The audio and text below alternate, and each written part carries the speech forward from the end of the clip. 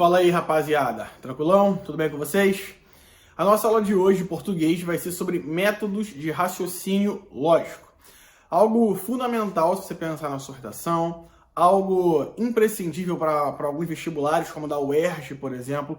Você tem que ficar ligado nisso aí, tá? Métodos de raciocínio lógico é o nome da aula de hoje. Eu queria começar a aula definindo a ideia de método, né? O conceito de método. Método é uma forma organizada de se chegar a uma conclusão. Então, quando a gente fala em método de raciocínio lógico, é algo organizado. Sabe aquela pessoa, ele é muito metódico. Pô, ele é muito metódico porque ele é extremamente organizado. Ele tem um método para agir, para fazer certas coisas, né? Então, um método é uma forma organizada de se chegar a uma conclusão. A gente vai usar algumas palavras na aula de hoje que você com certeza já conhece, até pode estar familiarizado a elas, mas eu queria iniciar explicando um pouquinho sobre essas palavras, tá? A palavra premissa vai aparecer aqui na aula de hoje, indicando sempre algo que está no início. Toda premissa é algo no início. Vai aparecer a palavra conclusão, e você sabe, conclusão não está no início, está no final de algo. Outra palavra que aparece é a palavra particular, sempre indicando algo específico, e a palavra geral, sempre indicando um valor total, né? Algo total, a totalidade de algo. Isso aqui é uma informação básica, inicial, para a gente começar a nossa aula de métodos de raciocínio lógico. Eu começo com o método indutivo, dando primeiro o exemplo. Olha aqui, prata, cobre e ferro conduzem eletricidade. Prata, cobre e ferro conduzem eletricidade. A minha segunda afirmação é: prata, cobre e ferro são metais. Essa é a minha segunda afirmação. E a minha terceira afirmação, que é a conclusão, é: todos os metais conduzem eletricidade. Eu posso afirmar isso? É lógico? É organizado eu afirmar um tipo de coisa dessa? Vamos lá. Eu tenho aqui o que eu chamo de premissa 1. Lembra que premissa é aquilo que está no início? Então, no início nós temos a premissa. Premissa 1, premissa 2. A premissa 1 e a premissa 2 me fazem chegar à conclusão. Então, quando eu digo prata, cobre e ferro conduzem eletricidade. Beleza. Prata, cobre e ferro são metais. Poxa, então os metais conduzem eletricidade. É a essa conclusão que eu chego ao ler essas duas premissas, né? Então eu posso dizer que esse método indutivo aqui, ele sempre vai do particular para o geral. Lembra assim, indutivo, indução, método indutivo, te lembra individual. Individual, particular, para o geral, tá bom? Assim você pode lembrar mais. Então quando a gente diz aqui, naquele slide anterior, né? Quando a gente diz que prata, cobre e ferro conduzem eletricidade, são três elementos particulares, não é isso? E todos os metais é um elemento total. Então, vai do particular para o geral. As duas premissas afirmam algo sobre elementos específicos. Tanto a premissa 1 como a premissa 2, elas fazem afirmações sobre elementos específicos, particulares. No caso aqui, prata, cobre e ferro. E a conclusão afirma algo sobre um elemento total. No caso, todos os metais. Não são alguns metais. Não é só prata, cobre e ferro. São todos os metais. De premissas verdadeiras para conclusões prováveis. A indução, ela pode ser usada, ela é muito usada, mas ela também não te garante nada. Você olha para um lugar e fala assim, poxa, aquele cara ali sei lá, é advogado. Aquele também é advogado. Aquele é advogado, aquele é advogado. Pô, isso aqui é uma reunião de advogados, então. Pode não ser. Pode ser uma festa de família em que a maioria, que 4 ali, coincidentemente, você pegou eram advogados. Então, um método indutivo, ele te ajuda muito, ele é muito usado, mas ele não chega a conclusões necessariamente verdadeiras, e sim prováveis. Você entra numa sala de aula e fala assim, ó, uma cadeira azul, cadeira azul, cadeira azul, cadeira azul, cadeira azul. Ah, não vou nem contar, todas são azuis. Isso é o que você está induzindo, tá? Isso é o que você está induzindo olhando aquelas cadeiras azuis. Pode ser que uma ou outra não seja azul? Pode. Mas, indutivamente, você afirma que todas são azuis. É a essa conclusão que você chega ao olhar um número pequeno ali, um número particular de elementos. Você pode fazer uma conclusão generalizante. Beleza? Nem toda generalização começa com todos. Isso é importante. Isso vai valer para indução. Isso vai valer também para dedução depois, tá? Quando eu falo assim, todos os metais conduzem eletricidade. Sim, são todos. Mas se eu falasse os metais conduzem eletricidade ou metais conduzem eletricidade, eu também estaria generalizando. Então, se eu falo prata, cobre e ferro conduzem eletricidade. Prata, cobre e ferro são metais. Conclusão. Os metais conduzem eletricidade. Percebeu? Isso é uma indução, porque minha última frase é uma conclusão generalizante. Mas você não falou todos os metais. Não falei a palavra todos. Mas quando eu digo, os metais conduzem eletricidade, significa todos os metais conduzem eletricidade. Como no exemplo da sala, você olha as carteiras, fala azul, azul, azul. E as cadeiras dessa sala são azuis. Você faz essa afirmação. Está generalizando sim, ainda que você não tenha usado a palavra todos. Então fique atento a isso para não dar bobeira. Beleza? O método dedutivo, ele é o contrário. E eu começo também com um exemplo. Todos os homens são mortais. Já percebeu a diferença aí, né? Todos os homens são mortais. Sócrates é homem. Logo, Sócrates é mortal. Percebeu a diferença? Aqui ele começou de todos. Todos os homens são mortais. Então ele começa de uma premissa maior, generalizante, vem para uma premissa menor, premissa é aquilo que está no início, aquilo que não é conclusão, e ele faz uma conclusão que é específica.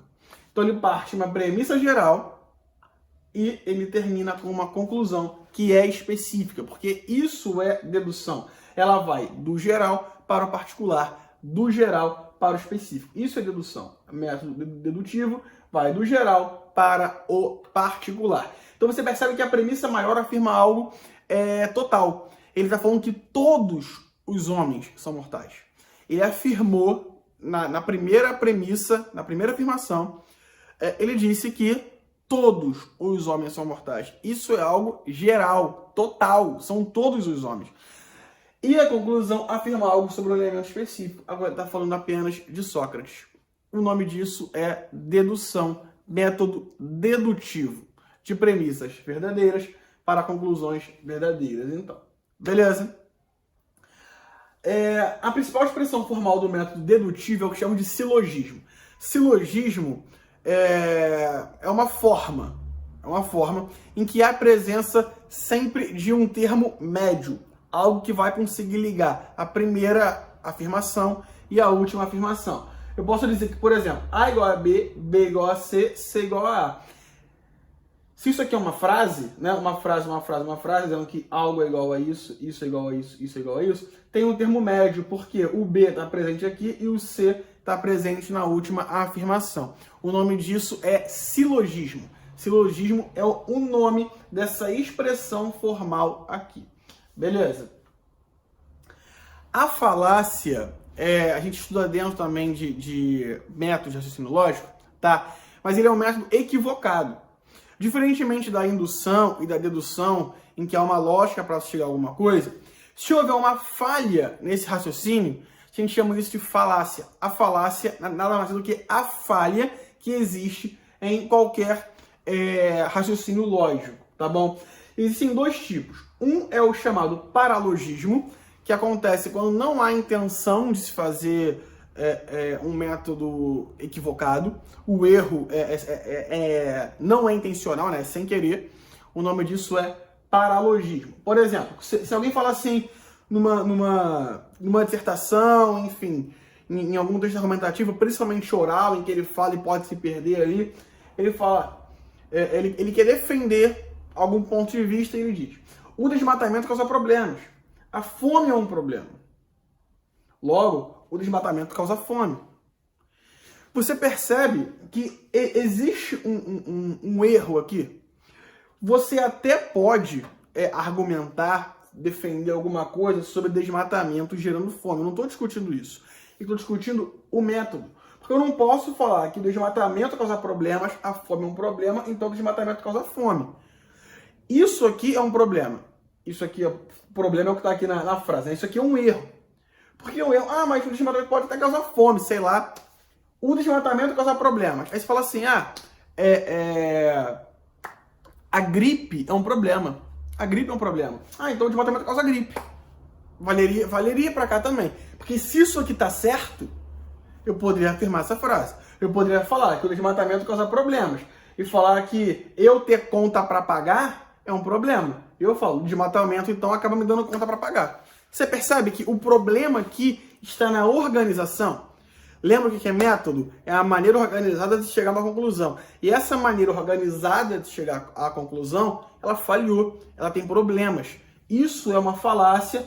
Nesse caso aqui, sem intenção, houve um erro de quem estava enunciando isso. O nome disso é paralogismo, tá bom? A gente vai usar quase sempre a expressão falácia, tá? Paralogismo quase não é usado. O sofisma até é usado, né? Aqui deveria ser 2, né? Peço perdão. O sofisma ele até é usado. A diferença é que ele é intencional. Se o paralogismo acontece sem querer, o sofisma ele é proposital. Ele é um erro que tem ali algum objetivo nisso. Ou para tirar vantagem, não sei. Ou para defender uma argumentação usando ali algo que te dê uma vantagem, ainda que não seja totalmente coerente, né? Então te trago um exemplo, ó. Todos os homens são canalhas, né? A menina terminou um relacionamento, tá em frente à televisão, assistindo Sessão da Tarde, com um pote de sorvete e fala assim, todos os homens são canalhas. Todos os homens são canalhas. Ela fala assim, ele, né, meu ex-namorado, é homem. Então ele é um canalha. Você percebe o problema que existe aqui? Ela fala, todos os homens são canalhas. Ela não conhece todos os homens, né? Aí você tá pensando assim, mas é canalha mesmo, todos os homens são canalhas. Eu sei que tem gente pensando isso aí, se eu não me engano, tá bom? Então, isso aqui é um tipo de sofisma, porque é proposital, né? Assim como acontece também aqui, ó. As galinhas têm 2 pés. Os seres humanos têm 2 pés. Logo, os seres humanos são galinhas. Você percebe que não faz o menor sentido e ninguém afirmaria algo assim por um erro do acaso, por errei aqui igual ao do desmatamento? E isso aqui é usado para alguma finalidade específica, como por exemplo, gerar humor. Aí é possível. Mas não é que a pessoa ela errou sem querer, ela erra de propósito com alguma finalidade. Ela comete uma falácia proposital, que a gente chama aqui então de sofisma, né? Gostou aqui do Homem Galinha, Toy Story, melhor animação que existe no mundo, não é não? Então, os seres humanos são galinhas. Essa é a conclusão a que eu chego a partir dessas 2 premissas aqui.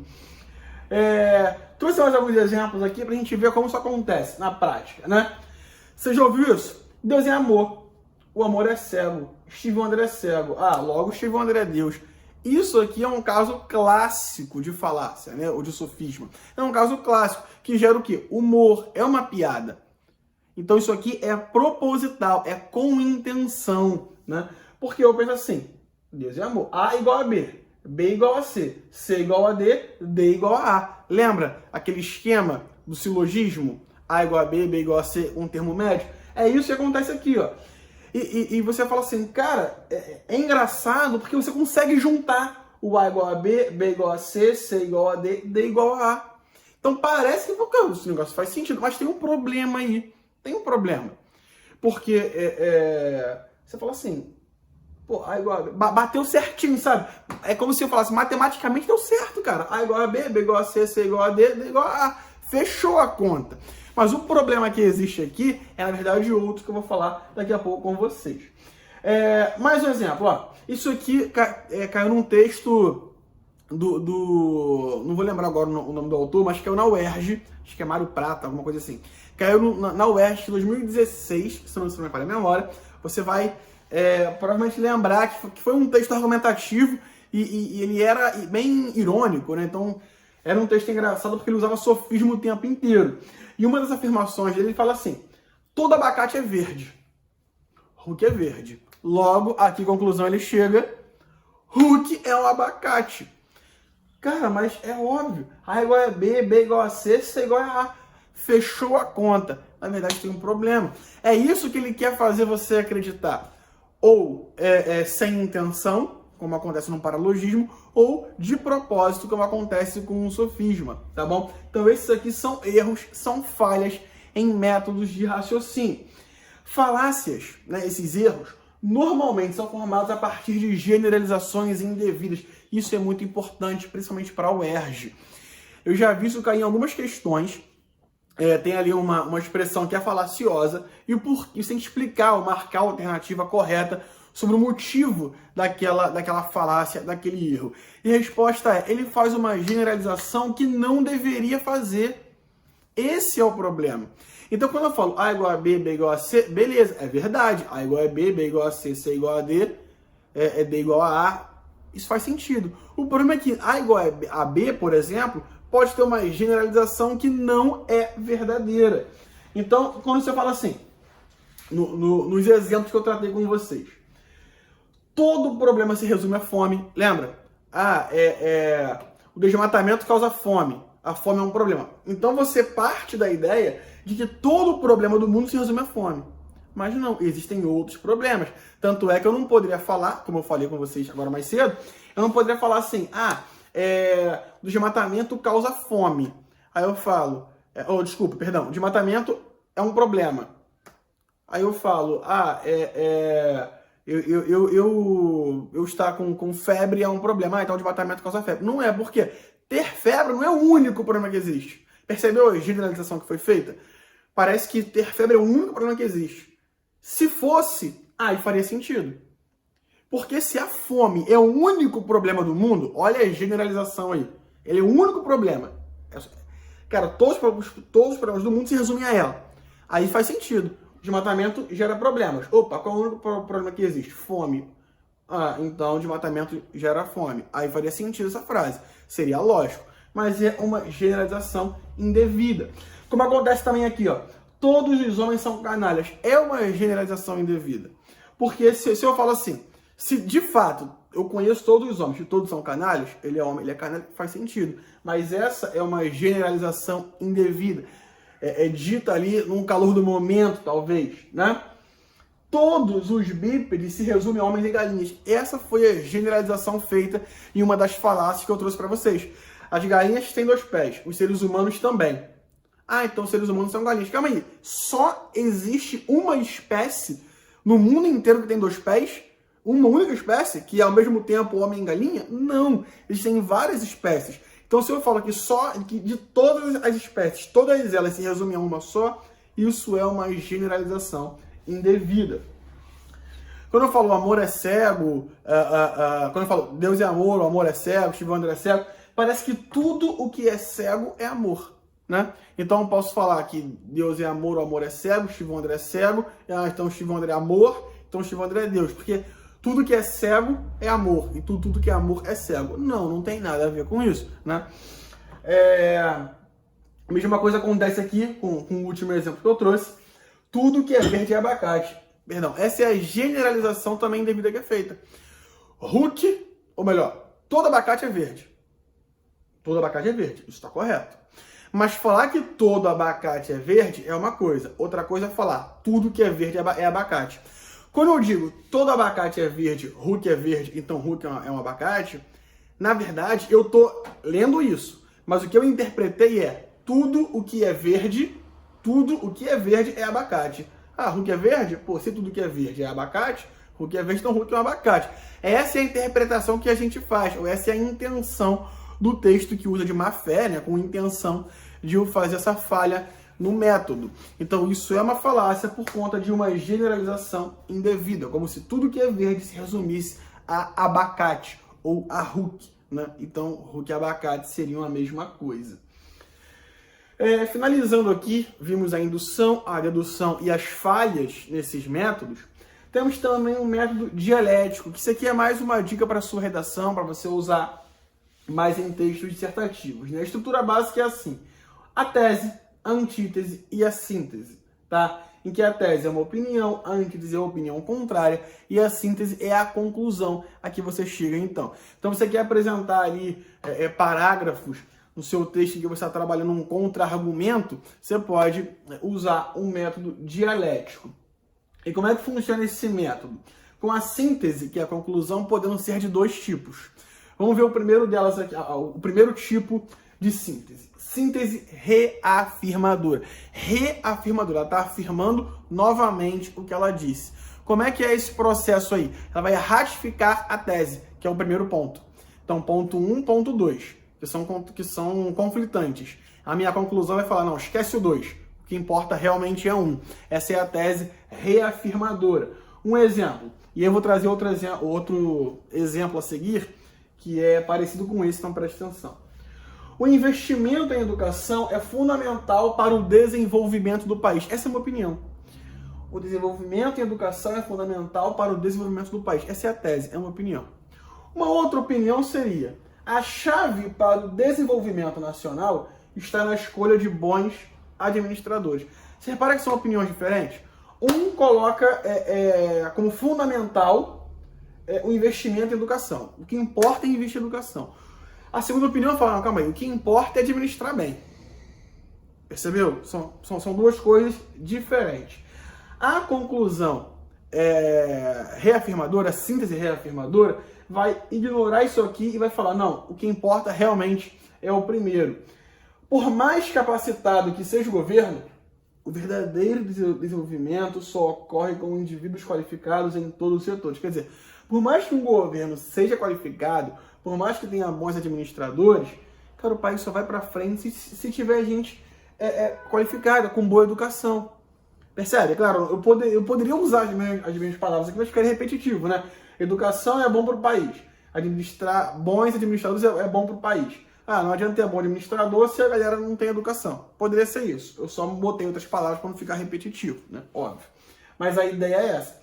Isso é uma síntese reafirmadora. Mas ainda no método dialético, nós temos a síntese conciliadora. O nome já diz, paz e amor, está conciliando a tese com a antítese. Essas duas opiniões diferentes. E eu volto para aquelas mesmas opiniões que eu coloquei agora há pouco, né? O investimento em educação é fundamental para o desenvolvimento do país e a chave para o desenvolvimento nacional está na escolha de bons administradores. E você pode ter uma conclusão que não vai optar pela tese ou pela antítese, mas vai conciliar as duas, mais ou menos assim. Cidadãos com boa formação educacional tendem a escolher bons administradores para o país, o que favorece o desenvolvimento nacional. Isso é uma síntese conciliadora. Então, uma opinião é, não, o que importa é boa educação. O outro, não, o que importa é ter bom administrador para o país se desenvolver e tudo mais. Alguém fala, não, calma aí. Tem que ter educação, porque tendo educação, o povo vai saber escolher bem seus administradores. Então, ele conciliou essas duas opiniões diferentes. Então, isso é uma síntese conciliadora dentro do método dialético. Aqui também ficou faltando, deveria ser 2, né, e não 1. Porque o método dialético tem tese, antítese e a síntese, que pode ser de 2 tipos, né? O primeiro tipo é a reafirmadora e o segundo tipo é a síntese conciliadora. Beleza? Então, ficamos por aqui na nossa aula de hoje. Eu sei que é uma aula que você tem que viajar um pouquinho, pensar, ver essa organização. Qualquer dúvida, estou à disposição de vocês. Continuem aí estudando, fazendo exercício e seguimos em frente. Valeu, beijo para vocês.